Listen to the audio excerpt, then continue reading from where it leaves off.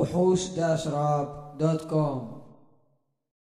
هلا والله شهد يا شهد، قسم بالله انها زاقه معي يا اخي. توني عرفت هالراب من اغاني الكول، وللحين ما عرفت منو الملك يعني بالساحه هذه، ساحه الراب العربي. من الملك يا اخي اللي الحين يسمونه؟ يا اخي ماني داري يا شهد. وش عبادي الملك؟ انا ما قلت هالشي، هم اللي قالوا عني لا تتوقعني مغرور. عبادي الملك على وشو اخطر؟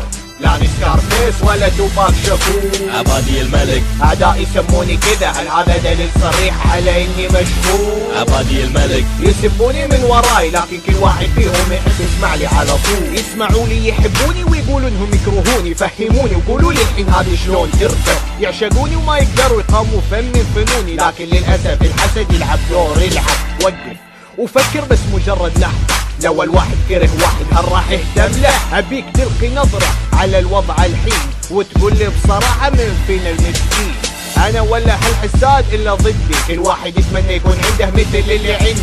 يوم تنزل اغنية لي تلقاها بجهاز كل واحد فيهم قبل لا يوم على الاغنية يعدي.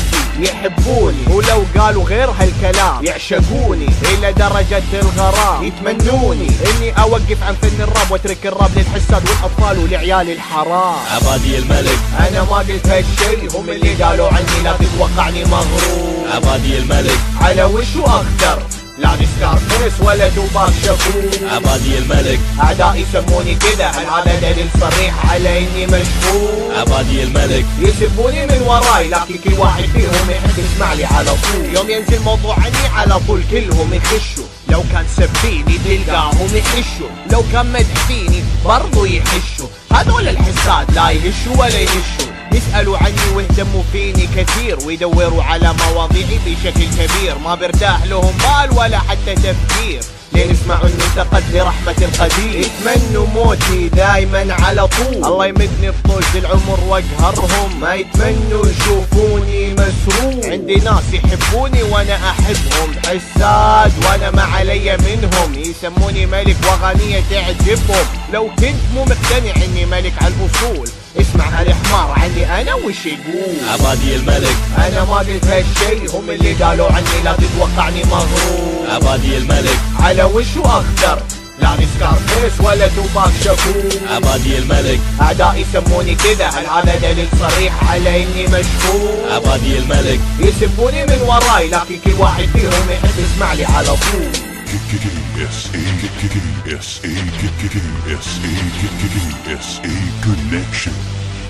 عبادي يحطوا راسهم براسي وفي الاخير يندمون. يتصلوا علي بعد ما يخلصوها يعتذرون، يرسلون لي شباب كثير من طرفهم. كل هذا لاجل بس اني ارضى عنهم، اللي طلع من بالي يعني خلاص انتهى.